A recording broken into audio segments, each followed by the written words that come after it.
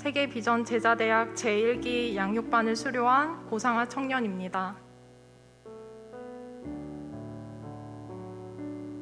지난 한 학기를 돌아보며 양육을 받은 기간 동안 내 안에 어떤 변화가 있었는지 곰곰이 생각해보니 먼저 떠오른 질문 하나가 있었습니다.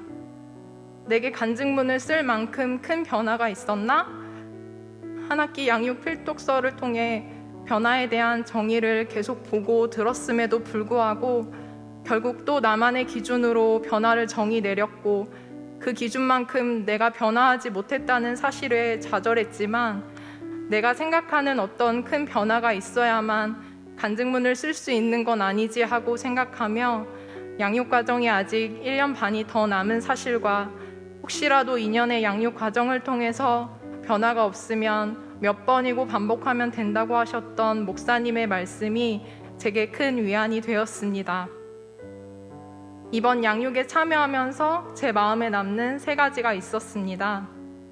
첫 번째는 하나님께서 이미 용서하신 지나간 죄는 다시 기억하지 않으시는 분이라는 사실입니다. 말씀을 통해 들었고 머리로는 알고 있었지만 내가 죄를 용서받은 사람이 맞는가라고 스스로에게 질문을 던졌을 때 죄사함을 받은 자라면 이렇게 살지 말아야 하는 게 아닐까 하는 자책의 목소리가 제 자신을 흔들어 놓기 일쑤였습니다.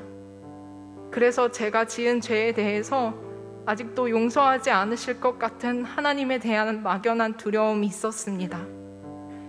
죄사함의 은혜라는 주제로 양육을 받을 때 저의 죄를 용서해 주신 하나님을 믿음으로 받아들이지 못해 어려워하는 마음을 나눴습니다.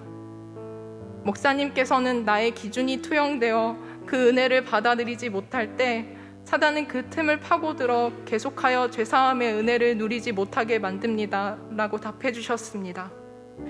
내가 생각한 기준보다 회개를 더 잘했다면 지금의 내가 이러지 않을 텐데 하는 사단의 목소리가 나를 짓눌렀지만 매일 기도는 해야 했기 때문에 두려움과 제한된 마음을 가지고 계속 기도했습니다.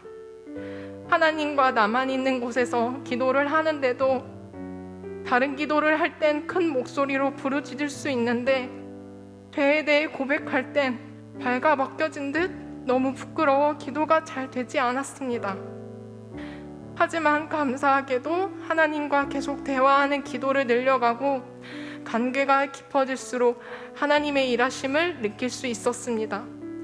내 죄를 용서하시기 위해 십자가에 못 박히신 주님, 그 주님의 보혈이 제 머리에서부터 흘러 제 온몸을 덮는 따스함을 느낄 수 있었습니다.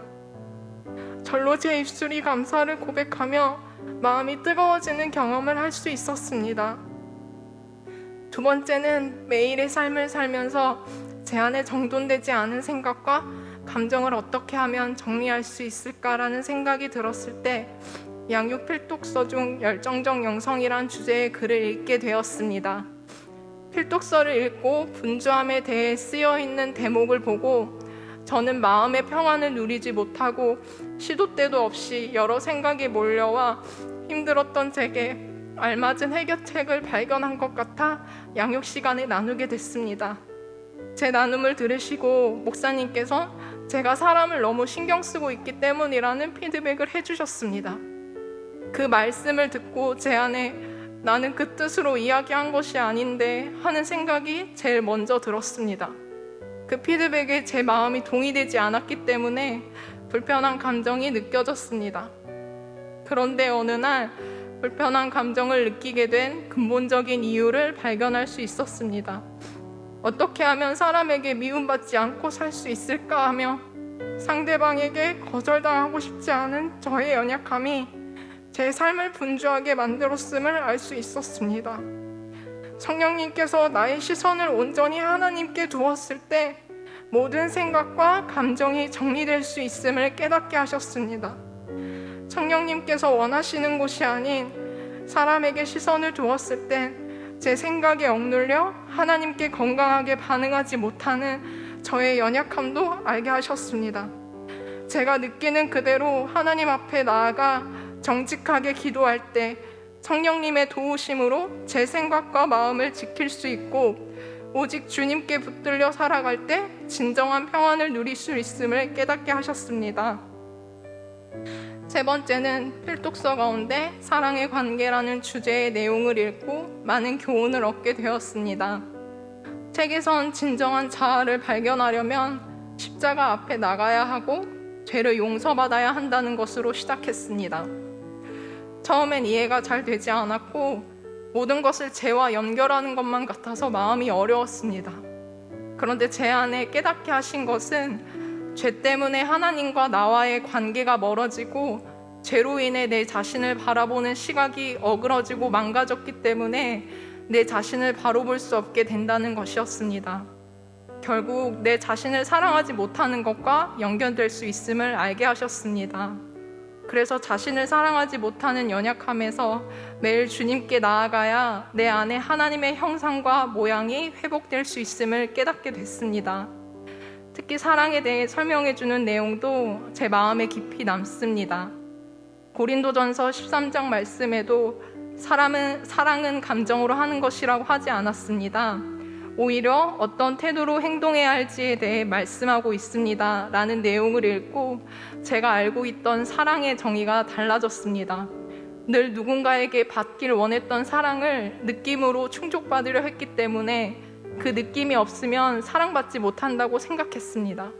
그래서 그 감정적인 만족을 얻으려고 아등바등 노력했습니다. 그것만 쫓으려고 했고 그러면서 저도 모르게 섭섭한 마음만 늘어갔습니다. 그런데 사랑은 감정과 느낌이 아니라는 말씀을 읽고 마음의 무거운 짐이 한결 가벼워졌습니다. 또한 다른 사람을 사랑할 때도 내 안에 사랑의 감정이 충만할 때만 잠깐씩 하는 것이 아니라 사랑은 태도와 행동으로 나타나기 때문에 내가 그 사랑을 하기로 결정하고 실천해야 함도 깨닫게 됐습니다. 하나님께서 나를 사랑하기로 결정하시고 행하셨던 것처럼 사랑하기 어려운 저의 가족과 제 곁의 지체들을 감정이 아닌 하나님이 먼저 보여주신 사랑으로 나도 삶에서 실천해야겠다라는 마음의 다짐을 하게 됐습니다. 매일의 과제인 기도와 성경 읽기를 지속하는 것도 어려웠고 매주 양육 시간에 배운 것과 필독서를 읽고 느낀 것을 삶에 적용하려고 하지만 배운 것을 잊어버리고 여전히 내 뜻대로 살아가려는 모습은 있지만 그럼에도 불구하고 양육기간을 돌아보니 하나님께서는 제가 노력하고 붙잡았던 만큼만 은혜를 주시지 않고 제 노력과 기대보다 훨씬 더 큰 은혜를 허락해 주셨음에 감사드릴 수밖에 없습니다. 아직 눈에 띄게 변화된 것이 없어 보이고 양육을 통해 깨닫게 된 만큼 삶을 살아내는 모습이 다른 사람들이 보기에는 적을 것 같아 주눅이 들기도 합니다. 그럼에도 불구하고 양육을 통해 받은 은혜는 분명 제 안에 심겨졌고 매일 자라게 하시는 하나님이 지금도 저와 함께 하신다는 사실을 믿습니다. 이렇게 귀한 양육을 받을 수 있게 되어 너무나 감사하고 행복했습니다. 한 학기 양육 동안 우리의 스승이 되어주신 성령님께 감사드리며 모든 영광을 하나님께 올려드립니다.